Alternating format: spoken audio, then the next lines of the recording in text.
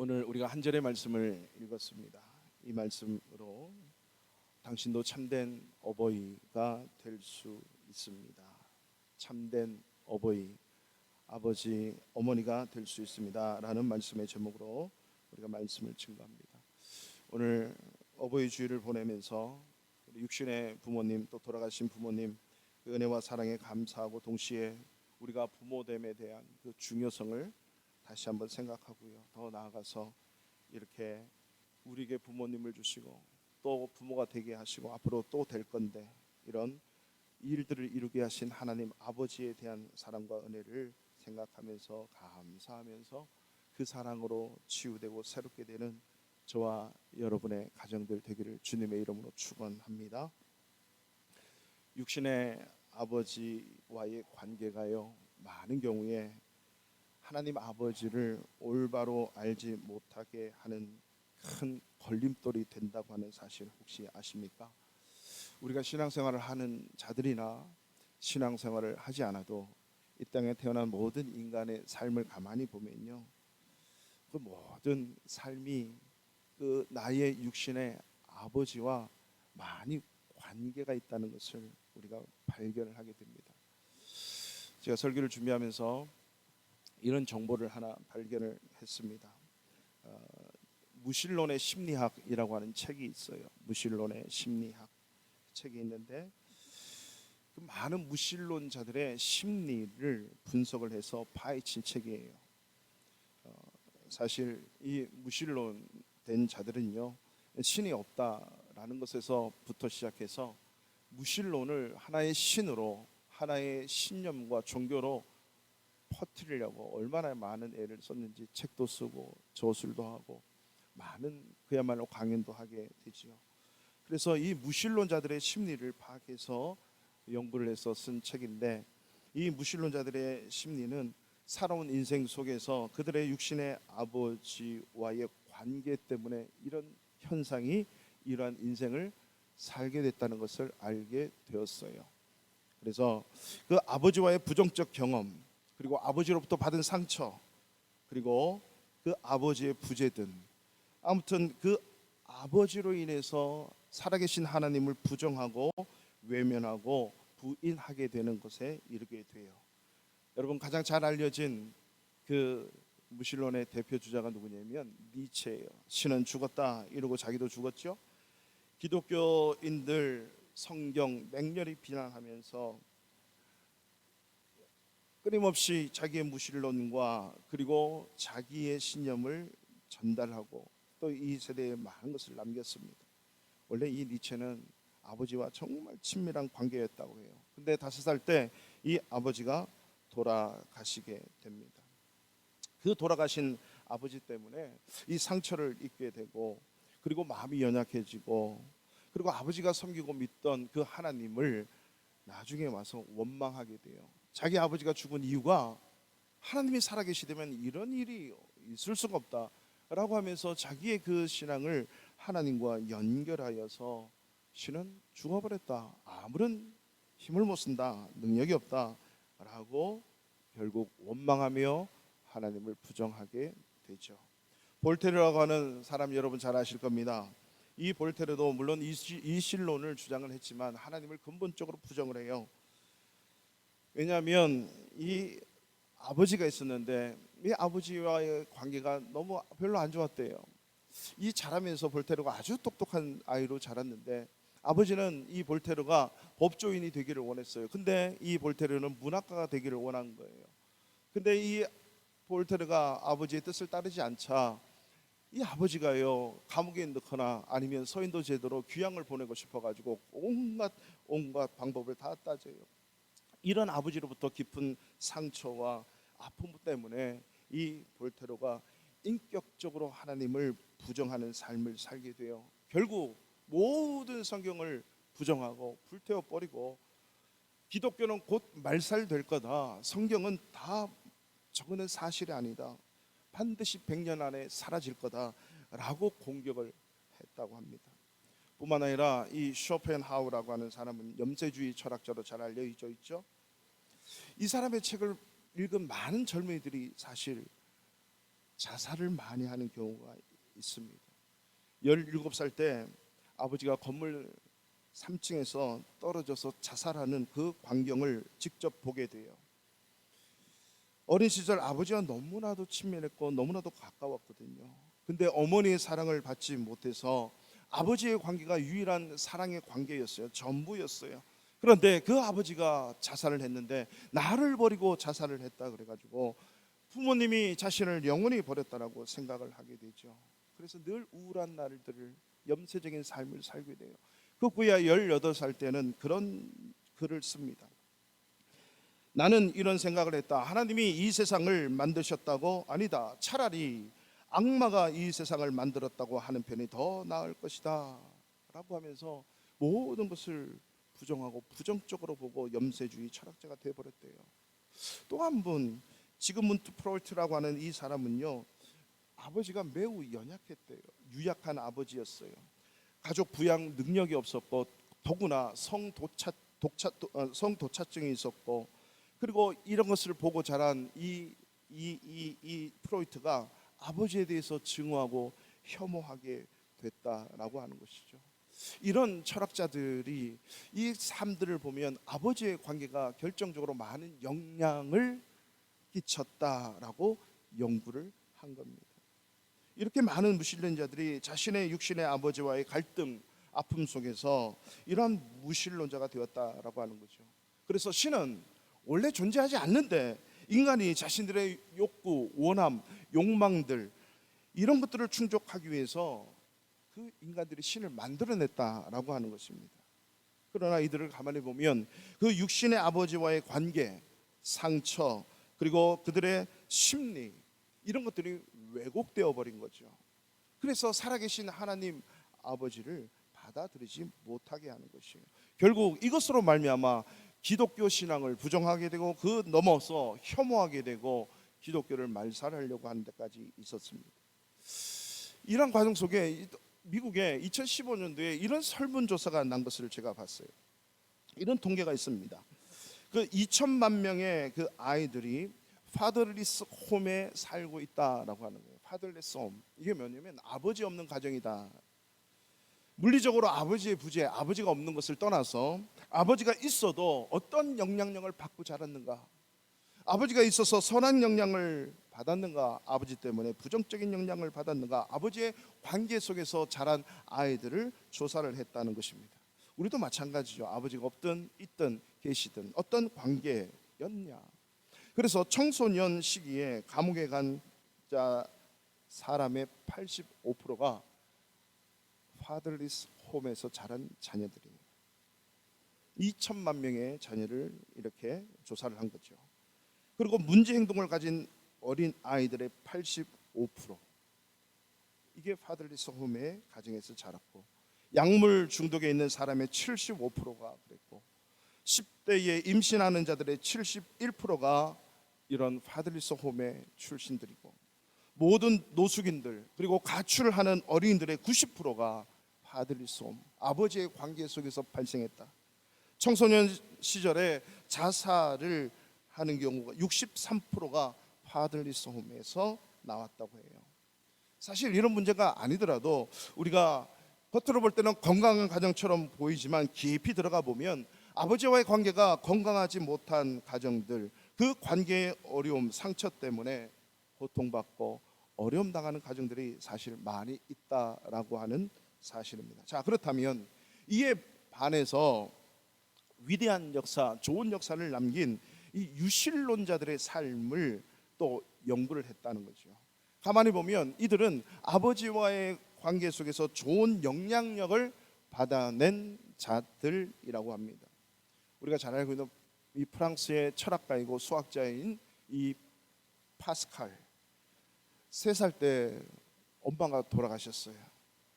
근데 이 엄마가 돌아가고 자기 아버지가 그 당시에 그 지역의 재판장이었는데 자기 아내가 죽으니까 이 어린 자녀들을 키워야 되잖아요.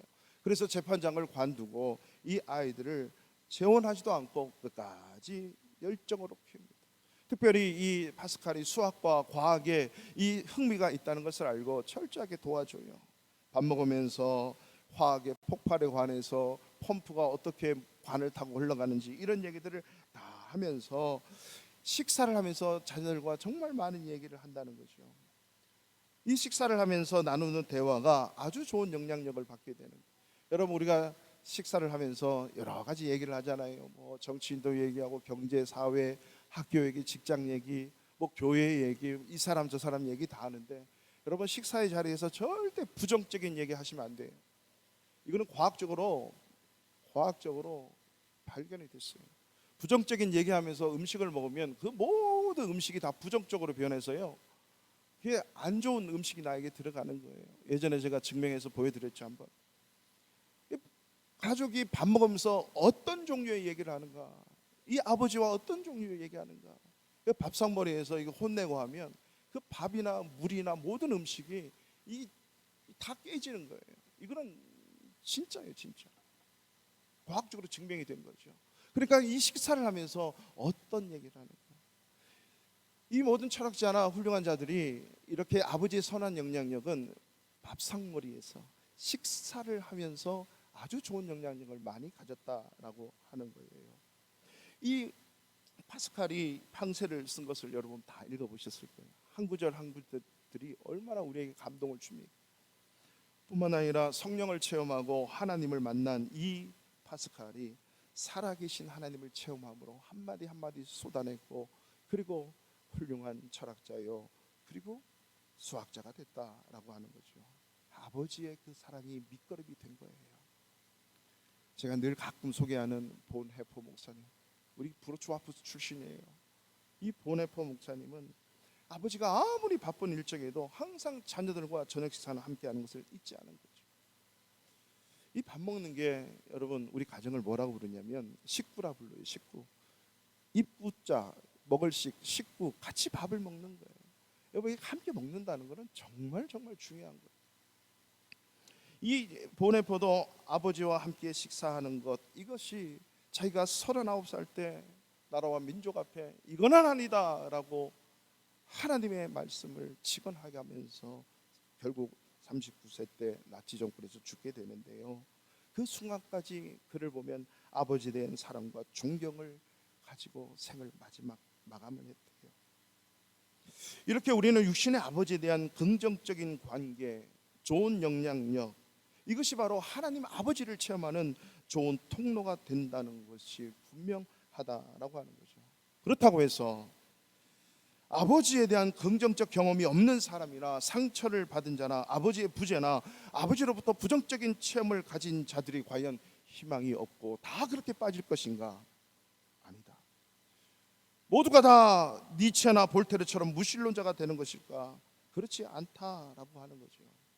그 아버지의 관계 속에서 비록 상처받고 아프고 고통스러운 나날들을 보냈을지라도 대부분 아버지들은 각자 자녀를 향해서 최선을 다했고 열심히 자녀들을 사랑했고 그리고 부양했지만 느끼는 자녀들은 그렇게 하지 못했거나 오히려 상처로 받아들일 수 있다라고 하는 거죠.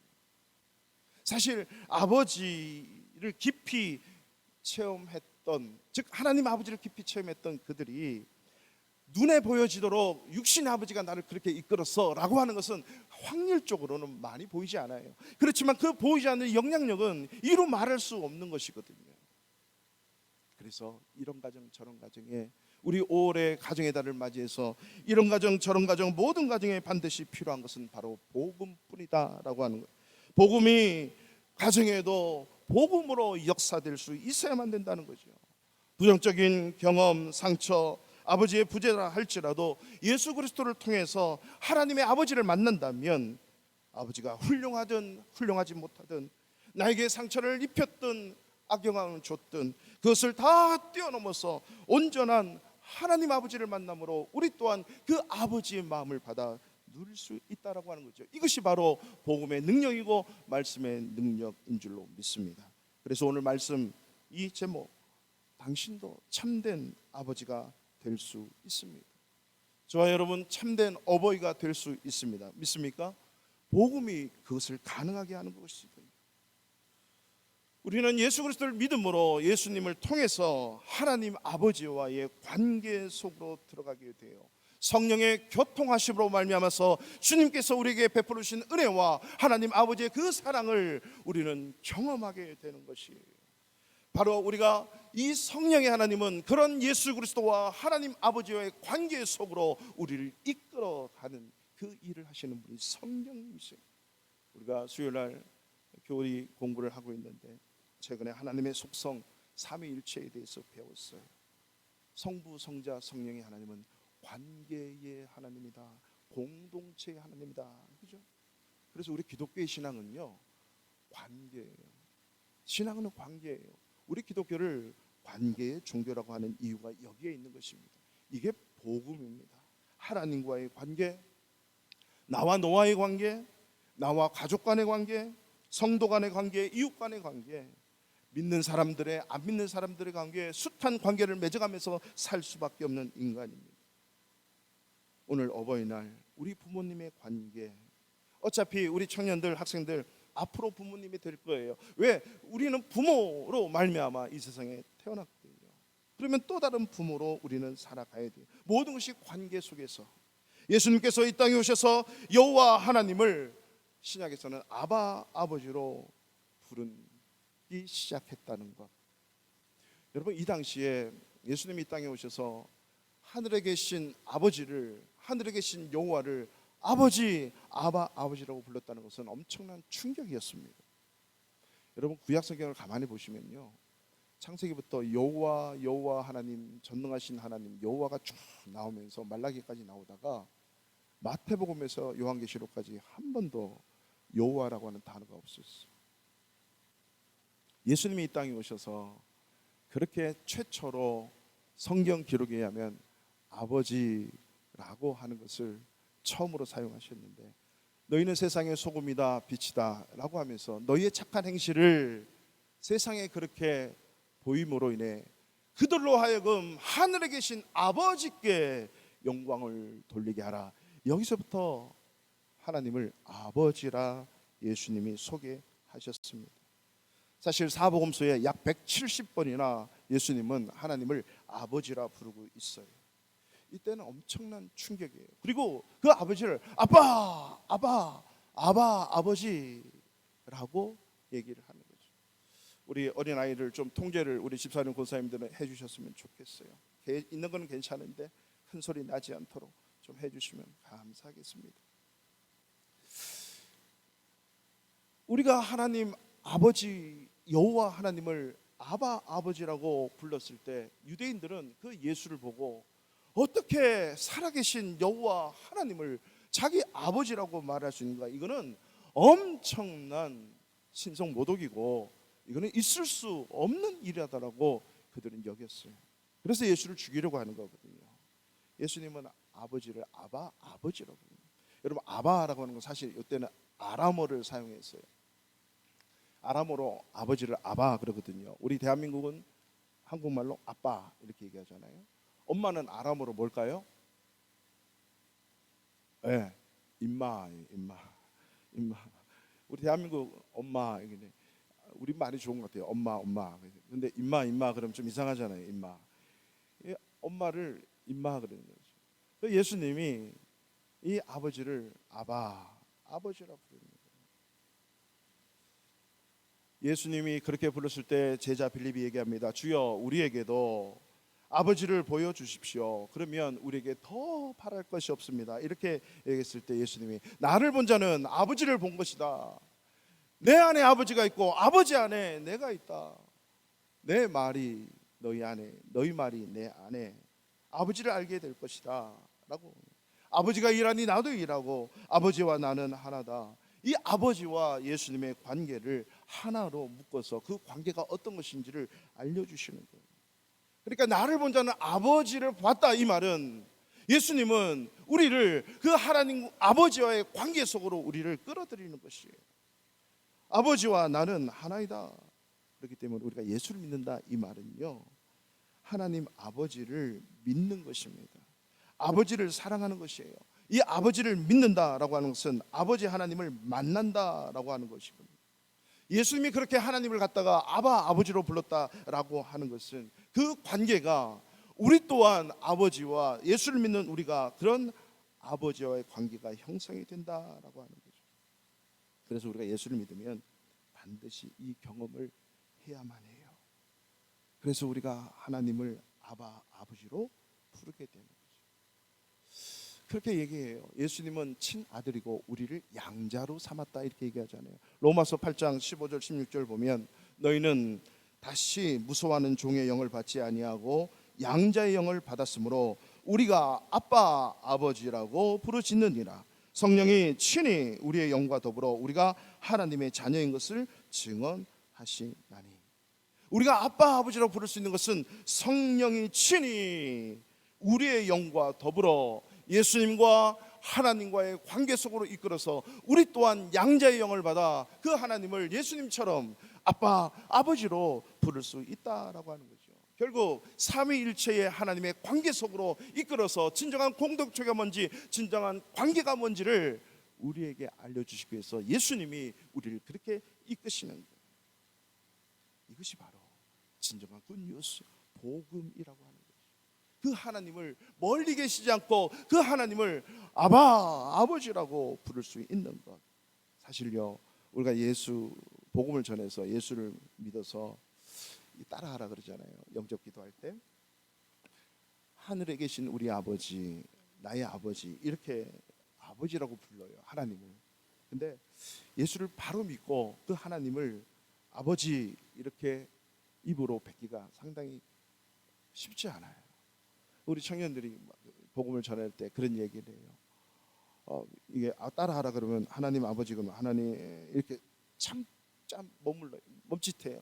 나중에 얘기 들어보면 왜 그러냐 그러면 우리 아버지가 분명히 집에 회사에 있는데 또 하나님을 아버지라고 부르기가 이게 상당히 어렵다는 거예요. 그렇지만 예수를 믿어가면서 깨달아가면서 성령으로 말미암아 예수를 믿고 하나님을 만나면서 진짜 아버지는 하나님 아버지구나, 그 하나님 아버지를 볼 수 있도록 나에게 육신의 아버지를 주셨구나를 깨닫게 된다라고 하는 거죠. 저도 아버지 없이 자라가지고요, 아버지 아빠라고 하는 단어가 정말 어색해요. 부르는 게 너무 어려워요. 그래서 자녀들이 태어났을 때 저에게 말을 하면서 아빠라고 했을 때 그 감격과 희열은 이루 말할 수 없으면서도 아빠가 뭐지? 아버지가 뭐지? 내가 아빠 아버지야? 이런 망감이 교차가 되는 거예요. 그러나 저에게 이 아빠 아버지를 알려주시고 부르게 해줄 수 있었던 것은 바로 성령에서 하나님을 만났을 때. 저는 예수 믿으면서 하나님을 만났을 때 이 아빠 아버지를요 2시간 이상 그냥 아빠 아버지만 불렀어요.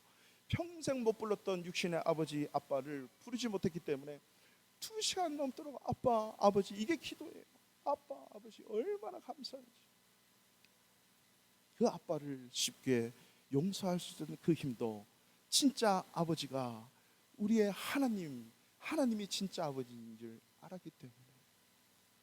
우리의 완벽하신 하나님은 완벽한 아버지지만 하나님을 만나지 못했기 때문에 우리 아버지도 연약하고 나약하고 상처 많은 아버지였구나를 그제서야 깨닫게 된 것이죠. 오늘 우리가 읽었던 이 한 절의 본문, 예수님의 마지막 생에 숨을 거두면서 하나님 앞에 자기 아버지께 하신 말, 그 말씀 우리 다시 한번 함께 합독하겠습니다. 우리 46절 다 같이 함께 읽어보겠습니다. 시작. 예수께서 큰 소리로 불러 이르시되 아버지 내 영혼을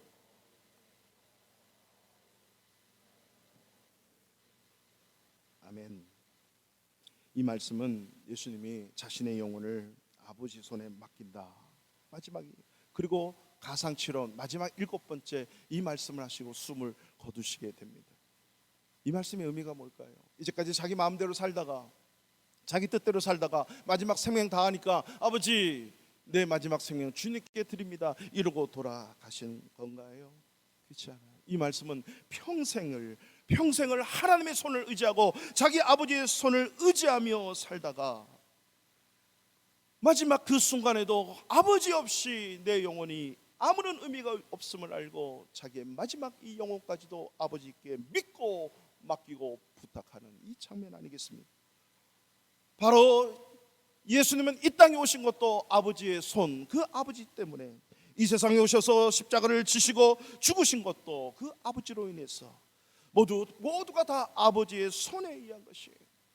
뿐만 아니라 그가 죽음으로 저 세상에 갔을 때도 하나님은 그 죄와 사망 가운데 죽어있던 그 예수 그리스도를 아버지의 손으로 살리셔서 부활하게 하시고 승천하게 하셔서 자기 우편에 앉으셔서 모든 하늘과 땅의 권세를 그 아들에게 주심으로 우리 또한 그 권세를 가지고 이 세상에서 살아갈 수 있는 하나님 아버지의 자녀로 살아가는 권세를 예수 그리스도로 말미암아 우리에게 주셨다는 사실입니다. 그 사실 때문에 예수님이 이 땅에 오셔서 아버지의 관계 속으로, 하나님 아버지의 관계 속으로 우리를 끌어들이는 거예요.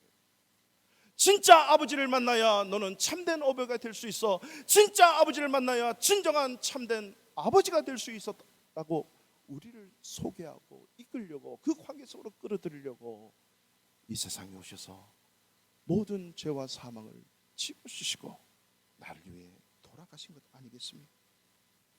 예수님은 이 땅에 자기 인생의 가장 고통스러운 순간에도 그 하나님 아버지께, 자기 아버지께 기도하셨어요. 겟세마네 동산에 보면, 마가복음에 보면 그 하나님 아버지를 어떻게 부릅니까? 아빠, 아버지, 할 수만 있거든 아버지, 이 잔을 내게서 좀 지나가게 해주세요. 그렇지만 아버지의 뜻이라면 제가 감당하겠습니다. 왜? 그 아버지께 모든 걸 맡겼기 때문에. 그 아버지가 주신 힘과 능력으로 자기 모든 생명을 주님께 하나님께 맡길 수 있었어요. 이것을 히브리서와 그리고 구약에서는 희생 제물 이렇게 얘기해요. 이게 예배예요. 자기 몸으로 하나님이 기뻐하시는 산 제물로 드리신 예수 그리스도. 바로 저와 여러분들이 예배를 드린다는 그 의미는 내 인생을 아버지 손에 부탁하는 겁니다. 여러분, 죽기 전에 내 영혼을 아버지 손에 부탁합니다, 받아주세요, 이게 아니라 예배 시간마다 하나님 아버지 손에 내 인생을 드립니다, 아버지 손에 나를 맡깁니다, 이게 예배예요. 매일마다 내가 죽는 거예요. 내 힘과 내 의지가 아니라 아버지 손에 다 맡겨버립니다. 죽이든 살리든 아버지 손에 부탁합니다. 이게 예배가 그런 것이에요. 예수님이 이 땅에 오셔서 어떻게 인생을 살아가야 되는지를 보여주시는 거예요. 그 아버지께 내 인생을 맡기는 거. 이렇게 예수님이 모든 전제물이 되고 산제물이 되어서 아버지께 드린 바 되었기 때문에 그의 마지막 인생에서도 아버지, 내 영혼을 아버지께 부탁합니다 라고 마지막 인생의 말을 하고 돌아가신 거예요. 그 예수를 믿음으로 저와 여러분 또한 하나님의 자녀가 되는 이 은혜와 권세를 누릴 수 있었던 것입니다. 그렇기 때문에 예수님을 의탁하고 의지했던 그 아버지, 그분이 바로 우리 모두의, 우리 인간의 인생의 주인이라고 하는 사실, 이 하나님 아버지를 만나기만 하면 어떤 누구도 참된 어버이, 참된 어머니, 아버지가 될 수 있음을 믿습니다. 그래서 저와 여러분들은요, 예수 믿으면서 끊임없이 아버지 손에 부탁하는 그러한 인생을 살아내셔야 돼요. 그래야 그 맡김을 통해서 우리의 부족하고 연약하고 상처받고 아픔 많고 고통 많은, 그리고 나도 모르게 잘못돼 버린 이 어그러진 자아가 다시 한번 주님의 손에 의해서 온전한 참된 어버이로, 아버지로, 어머니로 다시는 우리의 자녀들에게 그런 고통과 아픔을 주지 아니하고 보이지 않는 그런 악한 영향을 주지 않고 아버지의 손으로 우리 또한 자녀들을 그 관계 속으로 이끌 수 있는 참된 어버이가 되는 줄로 믿습니다. 이 사실을 오늘 마지막 이 말씀을 보고 우리 한번 결론을 짓겠습니다. 우리 요한복음 말씀 좀 띄워주실래요? 10장 28절, 29절, 30절 말씀 다 같이 한번 읽겠습니다. 내가 그들에게 영생을 주노니 영원히 멸망하지 아니할 것이요 그들을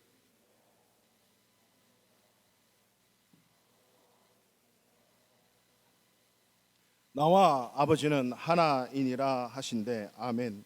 예수님은 우리에게 오늘 28절의 말씀처럼 영생을 주시기 위해서 자기의 인생을 하나님 아버지 손에 의탁했다. 그 하나님의 손은 십자가의 아들을 넘겨줬고, 그리고 죄와 사망의 권세 아래 놓여져서 그것으로부터 부활하게 하셨고, 그거로 말미암아 우리를 영생으로 이끄시는 그 일을 하셨다는 거죠. 그렇기 때문에 저와 여러분, 예수 믿는 자들에게는요, 이제는 두 분의 손이 있어요. 예수님의 손, 그들을 내 손, 예수님의 손에서 빼앗을 자가 없다라고 얘기하고, 29절에 그들을 주신 내 아버지는 만물보다 크심에 아무도 아버지의 손에서 빼앗을 수 없다. 이제는 저와 여러분의 인생이 예수님의 손과 그 하나님 아버지의 손으로 우리의 인생을 붙들고 계시다라고 하는 사실입니다. 나를 예수님이 붙드시고 하나님이 나를 붙들고 있는데 뭐가 이 세상 두렵겠습니까? 얼마나 완전하고 완벽하고 능력 있는 삶입니까? 예수 믿는 저와 여러분들의 인생은 이제 예수님과 하나님 아버지께서 붙들고 계시는 강력한 인생임을 믿으시기를 축원합니다. 세상의 그 어떤 권세도 질병도 아픔도 고통도 그것에 의해서 무너질 수 없는, 음부의 권세가 흔들 수 없는 인생이라고 하는 사실, 아버지가 붙드시는 인생이라고 하는 거죠. 사실 우리가 육신의 아버지로부터 상처받고 실망하는 이유가 왜 그럴까요? 아버지를 보고 자라면서 우리 아버지가 점점 전능한 아버지가 아니다라는 것을 깨닫게 돼요. 자라면서 엄마 아빠를 통해서 깨달을 수 있는 거, 어릴 때는 아빠 엄마 뭐 모든 게 다 해결되고, 와 우리 아버지는 끊임없이 뭔가 나 다 해줄 수 있어 라고 믿었는데, 어느 한날 아주 비싼 장난감 앞에 서서 아빠 그랬더니, 그거는 말이야, 망설이는 아빠를 보면서 아빠가 좀 능력이 한계가 왔구나. 그리고 점점 자라면서 아빠도 어쩔 수 없는 나와 같은 인간이구나, 이걸 깨닫는 거예요. 얼마 전에 저는 어떤 집사님과 대화를 하면서, 이 집사님께서는 어릴 때 사춘기 때 시작하면서 멀리 유학을 가신 집사님이에요. 그 중고등 대학교 이 모든 청년의 시절을 이제 외국에서 보내시는데, 제가 한번 여쭤봤어요. 어릴 적 부모님을 떠나서 공부하는데 어려움이 없었어요? 이렇게 했더니, 어릴 때 하나님을 만난, 하나님 아버지를 만난 그 신앙의 힘, 믿음의 힘으로 엄마 아빠 없이 홀로 유학생활하며 믿음으로 살 수 있었다는 거예요. 이야, 그래서 바로 그겁니다. 바로 그거예요, 집사님. 우리가 부모님을 일찍 떠나 살면서도요, 엄마 아빠가 채워주지 못하는 그 사랑과 힘과 은혜와, 그리고 이 세상의 타락에 빠지지 않고 살아갈 수 있는 힘은 아버지 하나님을 만나는 힘 외에는 없다는 거죠. 아버지의 사랑, 하나님 아버지의 사랑이 엄마 아빠의 그 부족한 사랑을 능가해서 그것을 견디고 이기고 승리할 수 있게 해주는 거예요. 무너지지 않는 인생, 실패하지 않는 인생을 살 수 있는 것은 참된 아버지 하나님의 그 사랑과 은혜와 능력 때문이다라고 하는 거죠. 육신의 아버지는요, 손도 짧고 능력도 없어요. 그러나 우리가 믿는 그 하나님 아버지는 완전하시고 전능하신 하나님임을 믿습니다. 구약의 다윗은요, 왕이 되기 전에는 사울 왕에게 평생을 쫓겨다녀요. 위협당하고 아픔당하고, 그러면서 하나님을 깊이 만나게 돼요. 왕이 돼서는 자기 아들 압살롬에 의해서 처참하게 쫓겨다니는 그런 인생을 살고 말죠. 근데 그가 이런 인생 속에서 하나님 아버지를 만나고 이렇게 고백하는 거예요. 시편 3편 5절 6절 보면, 내가 누워 자고 깨었으니 여호와께서 나를 붙드심이로라. 천만인이 나를 애워 진친다 하여도 나는 두려워하지 아니하리로다.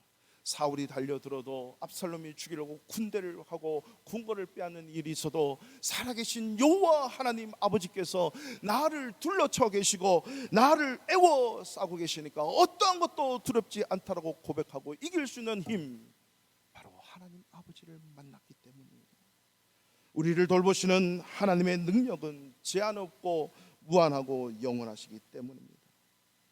여러분 우리의 인생 속에 이런 하나님 아버지를 만나면, 비록 우리 인생 가운데 육신의 아버지로부터 상처를 입었거나 아버지의 부재로부터 힘들었거나 아픔을 당하였거나 그리고 연약했거나, 그것 모든 삶을 경험하고 느꼈더라도 진정한 참된 아버지 하나님을 만나면 그것 때문에 무너지지 않게 됩니다. 오히려 그런 아버지 어머니를 우리의 손으로 붙들 수 있는 참된 자녀가 될 수 있다는 사실을 아십니까? 아무리 큰 상처를 우리 육신의 아버지로부터 받아도 우리 아버지 하나님의 사랑에 비하면 그것은 다 씻을 수 있는 상처임을 믿으십시오. 그리고 내가 받는 고통, 아픔 누가 알까 하지만 우리 하나님은 다 아세요.